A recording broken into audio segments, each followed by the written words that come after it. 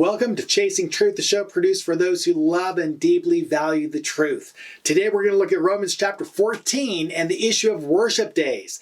This is the big controversy within Christianity, right? The whole issue of which day is the weekly Sabbath. Is it Sunday? Is it Saturday? Which one do we keep? Can we choose either one we want? You know, which one's holy, set apart for that weekly day of worship? Now, the big go-to passage is Romans chapter 14 and verse 5. This is where many Christians go to justify their quote-unquote liberty to choose whatever day they want to choose for their own weekly day of worship. So, here's the verse. Verse 5, one person regards one day above another, another regards every day alike. Each person must be fully convinced in his own mind. So, based on that verse, people say you can choose whatever day you want. Just be convinced that it's the day for you. But is that what Paul's saying? Is he addressing the Sabbath Sunday controversy, especially in light of the fact that there is no Sunday Sabbath controversy going on? That's a much later development in church history. But is that what people are trying to make it say? Well, let's take a closer look at this passage and see if that's what Paul's actually saying. There's a context for verse 5. It actually begins in Romans chapter 1. So I'm going to jump into Romans chapter 1 and begin to work our way down to see what it is Paul is saying in verse number 5. So Romans chapter 14, I'm going to start out in verse number 1. It says, "Now, except the one who is weak in faith, but not for the purpose of passing judgment on his opinions." So the context for verse 5 is verse number 1.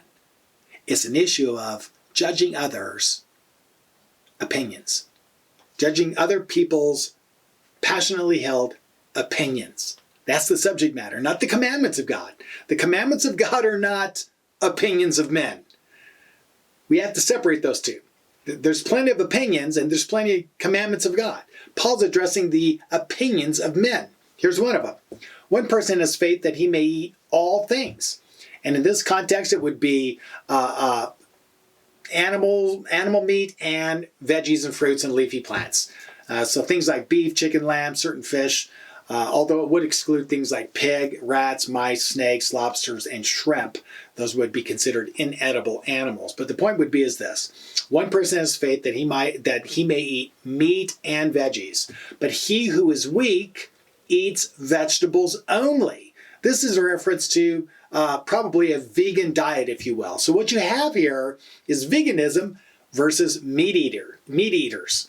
So which one is commanded in the scriptures? Which diet is commanded for the believing community of God to keep?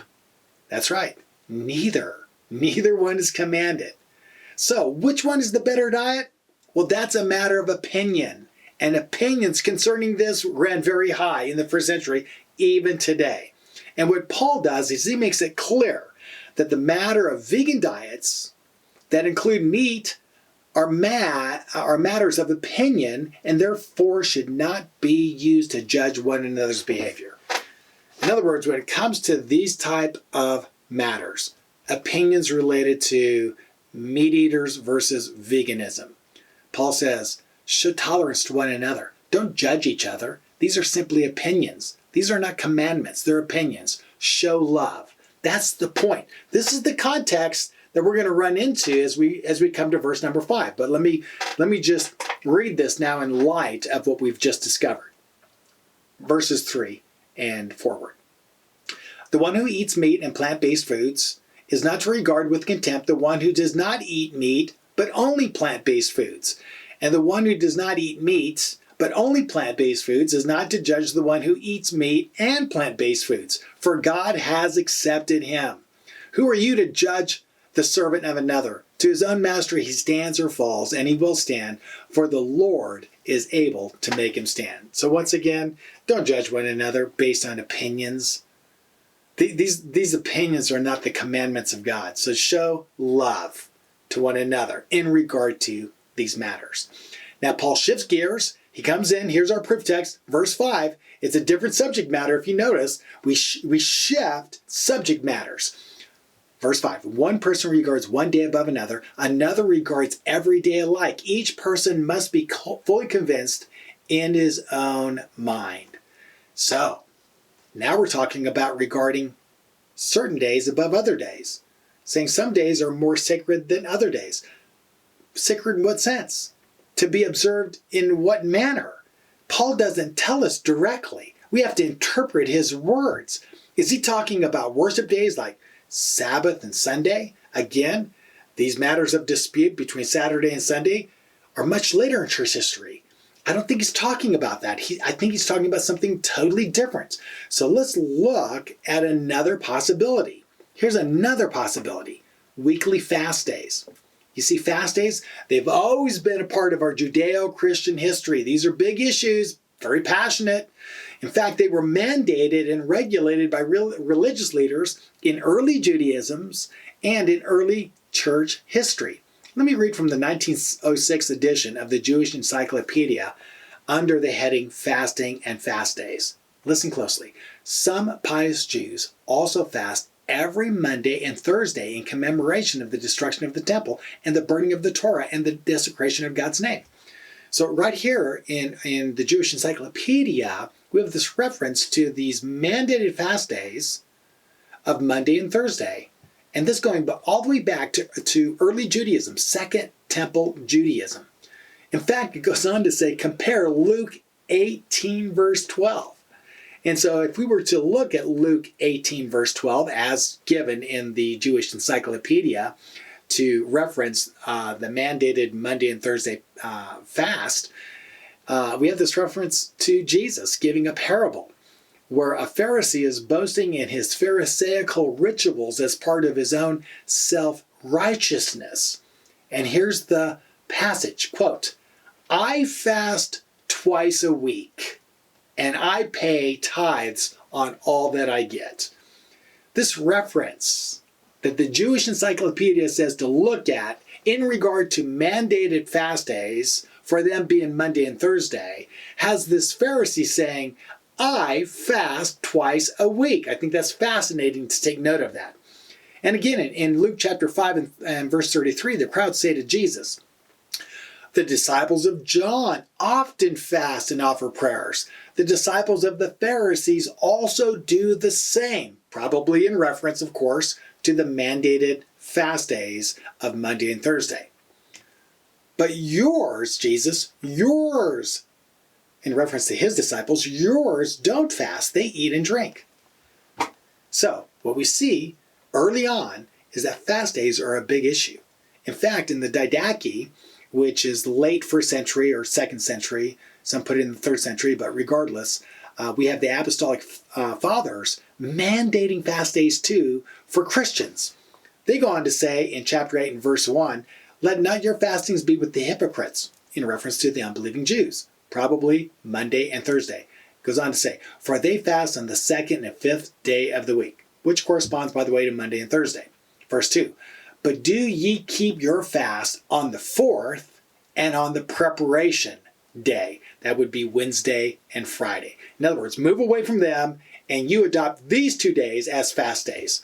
So what we see is there's plenty of evidence for Second Temple Judaism and even early Christianity mandating fast days and doing that in a way that is in contradistinction with other groups that they're relating to. So these are big, big controversial issues that go all the way back to Second Temple Judaism, certainly show up in the Gospels and are there, and then later are even clarified in documents like the Didache. So let's read Paul in light of this backdrop. Fast days, which, let me remind you, are relegated to the realm of the opinions of men, because nowhere in the scriptures do you have God commanding certain weekdays to be fast days. These are the opinions of men, just like the dietary issues in the passages that preceded. So here we go. I'm going to reread Paul in light of fasting. One person regards one day above another in regards to fasting. Another regards every day alike, saying, doesn't matter, you can fast on any of those weekdays. Each person must be fully convinced in his own mind.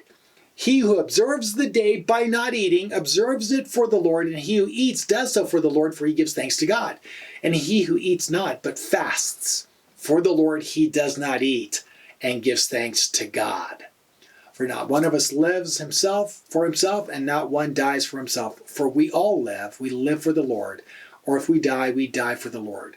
Therefore, whether we live or die, we are the Lord's. For to this end Christ died and lived again, that he might be both Lord of the dead and of the living. So, just to kind of put a bow on this, the context is veganism versus meat eaters. And also, which days are the days to fast on. Both subject matters relate to the opinions of men. They're not commandments, they're the opinions of men. And Paul's saying, hey, you have liberty to eat meat or not eat meat. And you have liberty to fast or not fast. These are all relegated to the opinions of men. Therefore, show tolerance. Don't judge each other. Show tolerance and love. Defer to one another as it relates to the opinions of men.